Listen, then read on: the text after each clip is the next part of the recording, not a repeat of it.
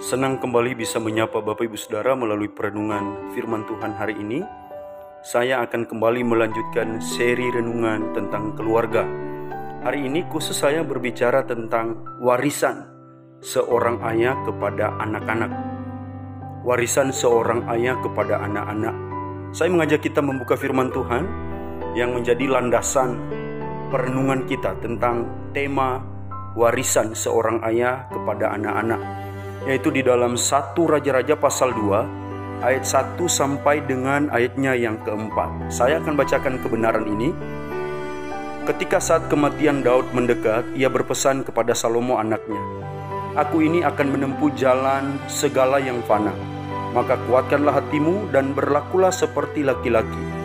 Lakukanlah kewajibanmu dengan setia terhadap Tuhan Allahmu, dengan hidup menurut jalan yang ditunjukkannya, dan dengan tetap mengikuti segala ketetapan, perintah, peraturan, dan ketentuannya seperti yang tertulis dalam hukum Musa, supaya engkau beruntung dalam segala yang kau lakukan dan dalam segala yang kau tujui. Dan supaya Tuhan menepati janjinya yang diucapkan tentang aku, yakni jika anak-anakmu laki-laki tetap hidup di hadapanku dengan setia, dengan segenap hati, dan dengan segenap jiwa, maka keturunanmu takkan terputus dari takhta kerajaan Israel." Nah, Bapak Ibu Saudara, kalau kita bicara tentang warisan itu biasanya sesuatu yang berharga, yang akan kita wariskan kepada anak-anak, yang akan kita berikan kepada mereka. Sebagai apa? Sebagai bekal mereka ketika mereka menjalani kehidupan mereka kelak. Nah, kalau kita bicara tentang warisan seorang ayah bagi anak-anak, sebenarnya itu tidak hanya berbicara tentang harta, takhta atau kedudukan yang akan kita wariskan kepada mereka.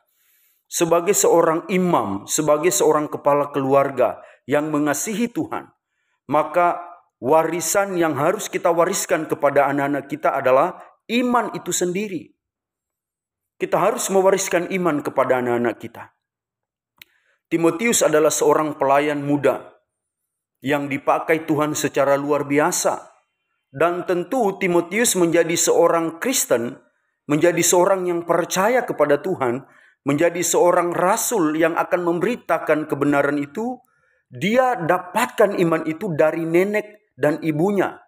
Artinya bahwa ada warisan yang telah diwariskan dari orang tuanya. Nah, saya rindu sebagai seorang ayah, mari kita mewariskan iman. Hari ini pertanyaannya adalah, apa yang sedang kita wariskan kepada anak-anak kita? Mewariskan harta itu baik, tapi ingat, harta, kedudukan, jabatan, dan sebagainya, itu suatu ketika akan habis, akan lenyap.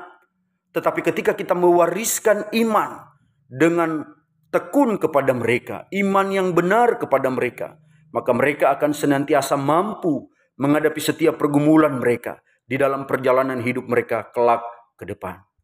Itu sebabnya Bapak Ibu Saudara, kita perlu mewariskan iman. Dalam hal ini, kalau kita memperhatikan dalam pembacaan firman Tuhan 1 Raja-Raja pasal 2, ayat 1 sampai dengan ayatnya yang keempat. Sebagai seorang raja, Daud berkepentingan untuk mewariskan iman kepada anaknya, yaitu Salomo. Daud tidak hanya sekedar mewariskan tahtanya, kerajaannya, hartanya, tapi ia mewariskan iman kepada Salomo. Itu sebabnya dalam ayatnya yang ketiga, Daud berkata kepada Salomo, "Lakukanlah kewajibanmu dengan setia terhadap Tuhan." Ini warisan iman yang telah diberikan oleh seorang Daud sebagai seorang raja kepada anaknya Salomo. Dia mewariskan supaya Salomo menjadi seorang yang setia kepada Tuhan.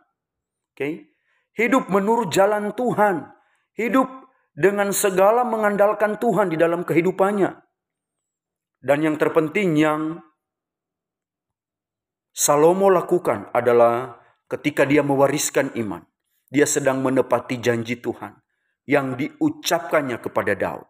Itu sebabnya dia berkata, "Jika anak-anak laki-laki tetap hidup di hadapanku dengan setia, dengan segenap hati, maka aku akan memberikan keturunanmu tidak akan terputus dari takhta kerajaan Israel." Jadi penting kita mewariskan iman. Penting kita mewariskan harta rohani kepada anak-anak kita. Itu sebabnya Bapak Ibu Saudara, mari kita meyakini bahwa tanggung jawab kita lah sebagai kepala keluarga mewariskan iman kepada anak-anak kita. Demikian perenungan firman Tuhan yang singkat ini. Kiranya memberkati dan menolong kita semua. Shalom. Tuhan Yesus memberkati.